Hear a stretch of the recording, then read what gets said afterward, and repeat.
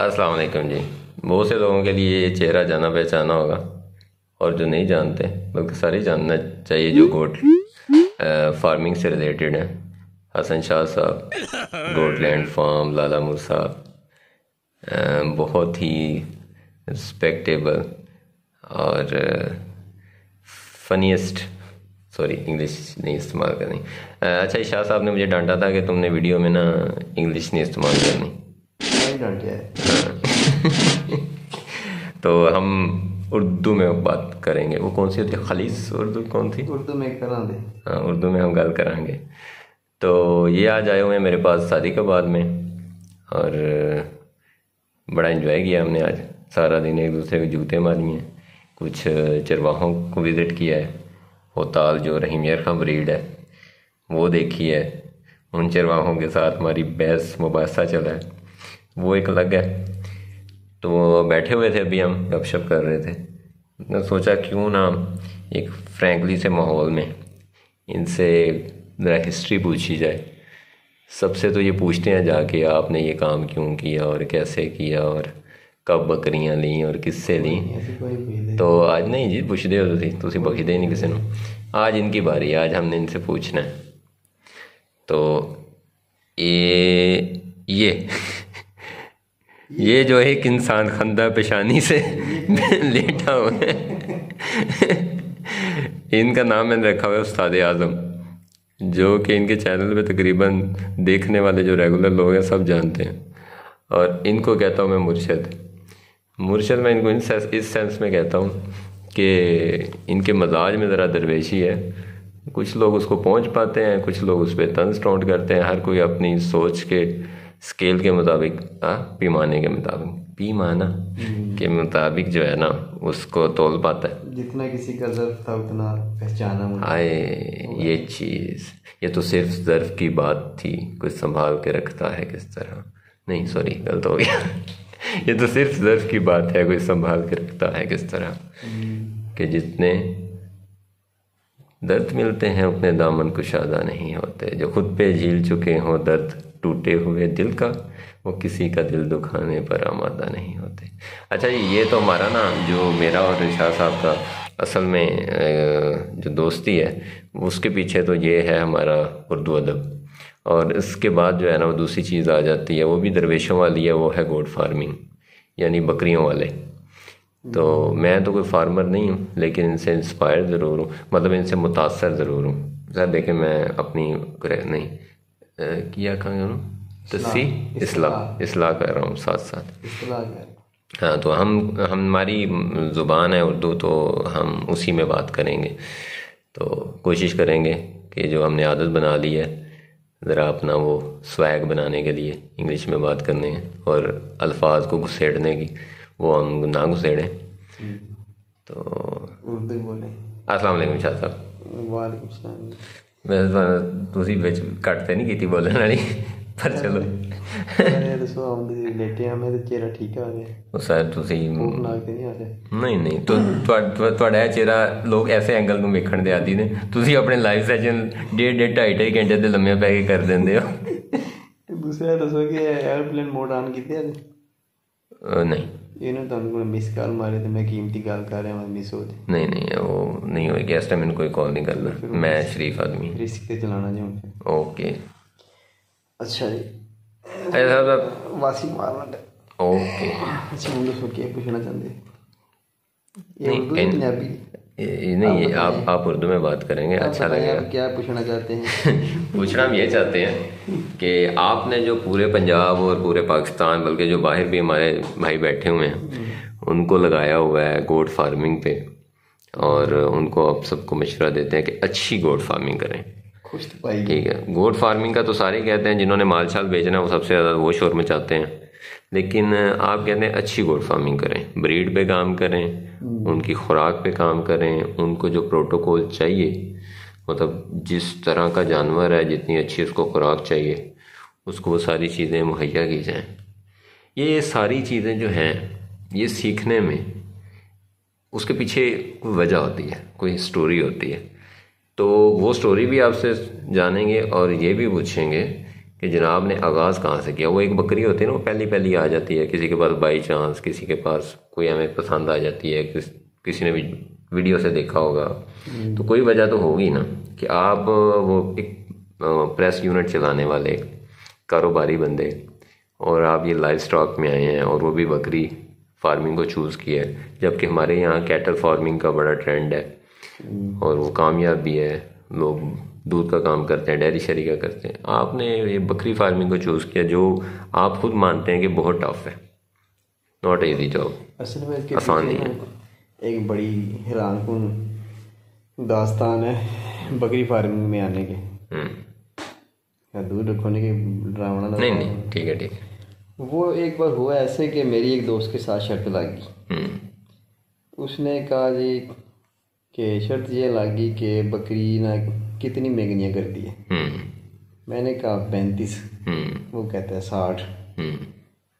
वो फिर हम खड़े हो गए, एक बकरी को इंतज़ार करते रहे। उसने मेंगनियाँ की गिनी तो 50 थी। अच्छा। फिर उस दिन से मैंने हिसाब लगाया कि यार ये तो बड़ी ज़्यादा मेंगनियाँ करती हैं, तवक्का से भी ज़्यादा कर दी। अच्छा, ये तो बड़े हैरानकुन जानवर है। सही बात है। अच्छा, बता गई। ये आप शाह साहब के स्कीमें चेक करें। अच्छा, फिर वो दिन है, ये दिन है, मैं फिर उससे बड़ी बकरी तलाश करना शुरू कर दी जो 80 मेंगनियाँ करे। अच्छा, तो आप यकीन करें कि 70-72 मेंगनियों तक मैं मतलब पहुँचाऊँ। अच्छा, आपके नज़दीक प्रोडक्शन ये है? ये प्रोडक्शन है। अच्छा। फिर उसके बाद जो टैडी बकरियाँ होती हैं ना, उसमें भी हमने मेंगनियों की काउंटिंग की। आप यकीन करें कि उनमें भी मेंगनी उतनी जितनी बड़ी बकरियों में मेंगनियाँ। फिर मैंने मुआवजा किया दोनों का हिसाब लगा, एक मेंगनी मोटी थी, एक पतली थी। अच्छा। वो बकरी छोटी है, मेंगनी छोटी है। फिर उधर से ज़हन खुल गया मेंगनियों से। कोई ना कोई वजह तो बनती है, आपकी ज़िंदगी में इनकलाब आता है। अच्छा, आपकी ज़िंदगी में इनकलाब आने की वजह बकरियों की मेंगनी है। अच्छा, अब मुझे इसके पीछे रीज़न बताएं, ये जो ज़्यादा मेंगनियाँ और कम मेंगनियाँ, ये इसमें आपको क्यों इंटरेस्ट हुआ और बकरी फार्मिंग में आने की ये कैसे वजह बन गई? बस यार वो इसी तरह ही छोटी मोटी बातों में इंटरेस्ट, मतलब कि दिलचस्पी लेते लेते ये बड़ी बकरी देख, छोटी देख ली और मुंह देख लिए, कान देख ली, रंग देख लिए। ये इसी तरह चरवाहों के पास आना जाना शुरू हो गया। करते करते हमारे उधर एक लाला मूसा में एक पठान है, उसका नाम है शेर खान। तो वो शेर खान के पास टैडी बकरियां थी 9। एक उसके पास 8 टैडी बकरियां थी और एक देसी शेरी बकरी थी। वो शेरी बकरी थी ना, उसकी नज़रें कमज़ोर थी। अच्छा। वो खरीदने के बाद हमें पता चला कि उसे आधा नजर आ, बल्कि कानी थी, एक आंख से कानी थी। तो जो नए हजरात बकरियां खरीदना मतलब जाते हैं ना, उन्हें इन चीज़ों का ख्याल रखना चाहिए। ऐसे आपके कज़न है बता रहे थे कि वो बकरियां खरीद के लेके हैं 4, उनमें 2 जो हैं वो कांजे निकल आई ना, तो वो ना हियों में है ना शीयों में। तो वो फिर 2 उनकी तो ज़ाया होगी। अब वो उन्हें या फ़रोख्त करेंगे या फिर उन्हें बड़ा करके तो खुद ही खाएंगे या गोश्त के रेट पे बेचेंगे। कुर्बानी तो उनकी शायद नहीं होती। हाँ जी, कंज की नहीं होती। तो इसलिए वो एक कहानी बकरियां हम भी ले, मतलब 9 बकरियां फिर खरीदी। वो खरीदी तो बस कोई कमरा शमरा भी नहीं बनाया हुआ था, कुछ भी नहीं था। फिर वो खरीदारी के बाद मिस्त्री लगाए। मुझे आज भी याद है, हमारे उधर गाँव है सपरा सही था, उसका नाम है लाला मूसा जी। तो उधर का हसनैन नाम का मिस्त्री था जिससे काम शुरू करवाया। और एक कमरा बनाने में उसने 2-3 माह लगा दिए। वो बस जो 2 दिन दिहाड़ी लगा के तो जाके फिर भी अपना छोटा मोटा लगा देता, मुकते थे, पैसे खत्म होते फिर आ जाता। तो ये इसी तरह 2-3 माह में कमरा बना, फिर उसके नीचे हमने वो लकड़ियों का फर्श डाल दिया। तो फिर मतलब पहला कमरा ही हमने वो लकड़ियों का फर्श वाला बनाया। तो उससे 3 साल पुरानी बात होगी। उस वक्त कोई बंदा नहीं था ऐसा इसने इस तरह का फर्श लकड़ियों का बनाया हो सकता कोई हो, लेकिन वो हमारे सामने कोई ऐसा नहीं था सैंपल। इंडिया में इस तरह के बन रहे थे। तो वो फिर उधर से उसके बाद एक शेड और बनाया। तो उसके बाद बकरियां जानवर ज़्यादा हो गए, फिर एक तीसरा शेड बनाया। तो वो फिर इसी तरह करते करते जानवर आप उसके बाद टैडी लेते रहे? वो बस पहले तो टैडी ले लिए जानवर। वे यूट्यूब से अमूमन आम लोग शुरू करते हैं देख के, हमारा भी वही वो जो है ना वो शुमार उन्हीं में ही गेम। अच्छा, ये एक्चुअल है कब की बात, कौन से साल की, कौन से माह की, कितना टाइम हो चुका होगा इसको? इस बात को पूरे 3 साल। 2017 की बात होगी। ठीक है। कह रहे यानी कि 2017 डेफिनेटली गर्मियों में किया होगा। सर्दियों में तो कोई मतलब कंस्ट्रक्शन वगैरह ऐसे नहीं करवाता तकरीबन। ज़्यादा सर्दियाँ होती फिर तो जानवरों इतना अरसा वो रह नहीं सकते थे। ठीक हो गया। तो गर्मियाँ थी जो उन्होंने 2-3 माह बाहर ही निकाल दिए। तो नई बकरियाँ हमने खरीदी थी 9 बकरियाँ 95,000 की या 92,000 की। सही। तो वो फिर आस्ता आस्ता करते करते कमरा बना लिया, जानवर मज़ीद खरीद लिए। वो टैडी खरीदते, यूट्यूब पे था एक ट्रेंड के टैडी बड़े बच्चे देती है, हमें भी कोई पता नहीं था। अब जाके पता चला कि बच्चे तो सारे ही एक जितनी देती हैं। कोई भी दुनिया में बकरी की ब्रीड है उसमें जो एवरेज है वो आती है 1.25 बच्चे जी, अगर अच्छी आप उनकी उन्हें रखे तो। जो हर्ड बनते हैं उनमें 5-10-20 बकरियाँ हो सकता है, उसमें आप रेशो ज़्यादा भी ले लें। सही। लेकिन जब ज़्यादा बकरियाँ होती हैं 50, 100, 200, 400, उसमें एवरेज आपकी ना उस हिसाब से कम हो जाती है। वो क्यों कम होती है कि उसमें बहुत बकरियाँ को रिपीट हो जाती हैं, वो भी तो उसी एवरेज में डालनी है आप। मतलब 100 बकरी क्रॉस हुई है, 5 उसमें रिपीट हो गई, तो आपने तो एवरेज 100 की मतलब लगानी है ना। सही। अगर या फिर आप कह लें कि बॉट हो गई हैं, बकरी ने बच्चे गिरा दिए, वो भी तो आपने 100 में डालनी है। ऐसे ही है ना। एक ने 3 दे दिए, एक ने 1 बच्चा दे दिया, वो भी उसी में आना है। तो वो फिर एवरेज इनकी आती है। अगर अच्छा आपके पास एक रेबड़ अच्छा फार्म सिस्टम है, उसमें जो मैंने मतलब देखा ना, उसमें 1.7 एक जानवर बच्चों का ऐसा, यानी कि 100 बकरी अगर आपकी बड़े अच्छे तरीके से क्रॉस होके और वो बच्चे देती है ना, तो 170 बच्चे देगी। क्यों फ्रांस साहब इसलिए ऐसे ही सर, मतलब मिलता जुलती तकरीबन इस तरह। तो वो ये अब कह रहे हैं कि क्या सवाल क्या था बोलेंगे। आपको ना आमतौर पे लोग व्हाट्सएप पे सवाल करते हैं और आप जब जवाब दे रहे होते हैं ना, मुझे लगता है तो आप तभी भूल जाते हैं क्योंकि अरे बात कहीं नहीं निकल ये बड़ी ना हमारी आदत है। अभी बात शुरू हुई थी मेंगनियों से। एक तो मुझे वो लॉजिक नहीं समझ आया कि मेंगनियाँ गिनने का कौन सोच सकता है कि यार बैठ के मेंगनियाँ तो गिनो, ये बकरी ज़्यादा देती है, ये ज़्यादा देती है, उसमें क्या लॉजिक है? क्रिएटिविटी माइंड की तहलीकी ज़हन जो होते हैं ना, वो इस तरह की सारी। ये तख्लीकी कहें या तखरीबी कहेंगे? तहलीक जो है ना वो वही तहरीब को जन्म देती है। मेरा ख्याल है पहले तखरीब होती है फिर तख्लीक होती है। चलो कोई ना कोई तहरीक तो होती है जिसकी वजह से तरकीब आती है। तो मतलब कि वो बहाना ही बनना होता है ना। तो ये बहाना ही बना था एक कि यानी ये आपकी सारी बात ये बताती है कि इंटरेस्ट था लाइफ स्टॉक में, जानवरों में, और तभी तो आप देख रहे थे जानवर को, तभी तो ऑब्जर्व कर रहे थे ये चीज़ें। तो वो आपने ले ली, टैडी बकरियां ले ली, उसके बाद आपने उसको फर्दर मज़ीद बढ़ाते चले गए, फिर आपने शेरी बकरियों में आ गए। ये तकरीबन ऑलमोस्ट हर बंदों को पता है। मतलब वो टैडी से थोड़ी बड़ी ले ली ना, थोड़ी बड़ी ले ली। वो इसलिए नहीं कि जब टैडी ने बच्चे पैदा किए तो वो बच्चों उसके पास दूध ही बड़ा कम था। इतने तो आर्डर होते हैं ना बकरी के। जी जी। इतना आर्डर होता है, उसके साथ इतना सा उसके थान होता है जी। वो मिक्स टैडी बकरियाँ हो ना तो हुआने पड़े होते हैं, थान पड़े होते हैं। लेकिन जो थोड़ी सी सही होती है ना खारस की तरफ जो थोड़ी सी जा रही होती है, उनके वो छोटे छोटे से हुआने। अच्छा, यहाँ मेरे पास एक सवाल है। एक कुदरत का निज़ाम है जो मुझे समझ आता है, यहाँ अगर मैं कहीं गलत हूँ मुझे सही कीजिएगा, कि अगर अल्लाह ताला ने एक बकरी में से बच्चे पैदा किए हैं 4, टैडी बकरी है, तो कुदरती तौर पे उसमें इतनी सलाहियत तो होनी चाहिए कि वो अपने 4 बच्चे जो पैदा कर सकती है 4 बच्चे, वो अपने 4 बच्चे पाल क्यों नहीं सकती? यहाँ या तो हमारी कोताही है, हम उस जानवर पे उस तरह से मेहनत नहीं करते, पाल सकती है। क्यों, देखें अगर एक बच्चा पैदा होता है ना बकरी का जी तो उसके लिए भी उतना ही दूध होता है, बाकी इजाफी तो बचना ही उसका जी। अगर वो ज़्यादा पी लेगा तो उसकी ग्रोथ थोड़ी एक्स्ट्रा हो जाएगी। 4 पैदा होते हैं तो 4 के लिए भी दूध माँ के पास होता है, लेकिन बच्चे तो उसने 4 दे दिए, वो उसने दे दिए ना, सही। लेकिन हम उसे क्या दे रहे हैं कि जिसके बदले में वो दूध उतारे और बच्चों को दे।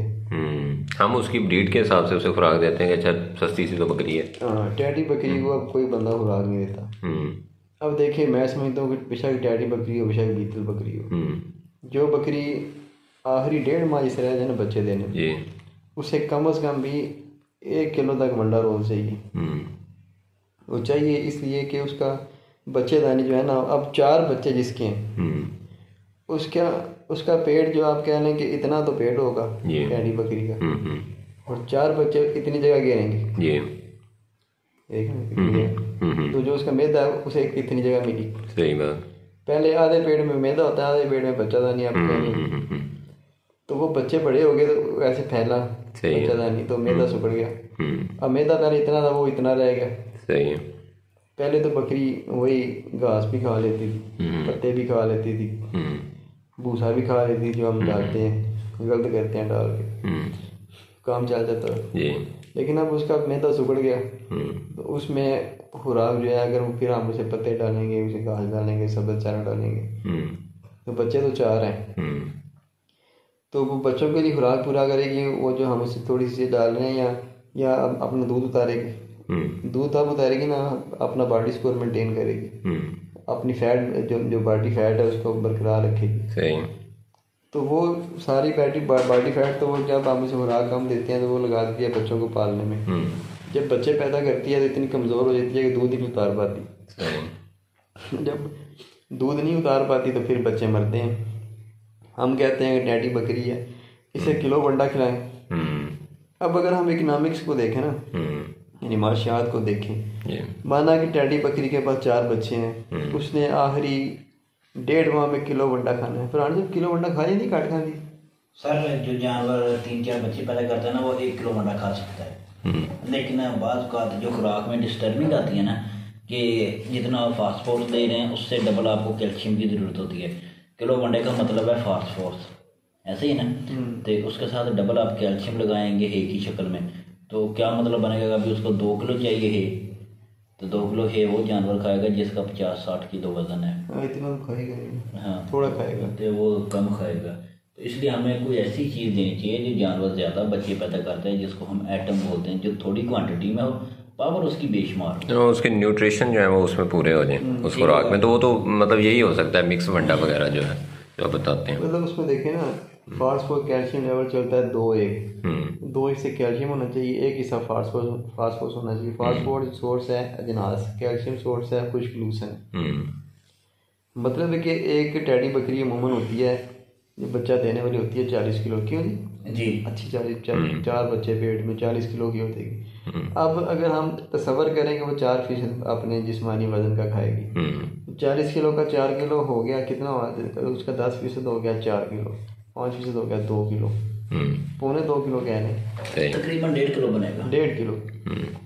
अच्छा, अब उसमें से 2 हिस्से कैल्शियम होगा, 1 हिस्सा फास्फोरस होगा 1.5 किलो में, यानी कि 1 किलो उसका हो गया लूसन कुछ, आधा किलो हो गया फास्फोरस यानी कि अजनास की शक्ल में। इतना कुछ देंगे उसे, बॉडी फैट मेंटेन कर पाएगी, बॉडी स्कोर डाउन नहीं करेगी। बॉडी स्कोर उसका क्रॉसिंग के वक्त भी 3.5 होना चाहिए और बच्चे देने के वक्त भी 3.5 होना चाहिए। अगर इससे ज़्यादा होगा तो उसे केटासिस का मसला आ जाएगा बकरी बच्चे देने के वक्त, यानी कि बच्चे देने के वक्त भी बकरी का बॉडी स्कोर 4 से अबव नहीं होना चाहिए। क्रॉसिंग के वक्त भी बकरी का बॉडी स्कोर 4 से अबव नहीं होना चाहिए। तो उतने बॉडी स्कोर पे बकरी को मेंटेन करेंगे तो वो अपना बॉडी स्कोर कम नहीं करेगी और दूध पूरा उतारेगी। 4 बच्चे उसके जो है पाल जाएंगे।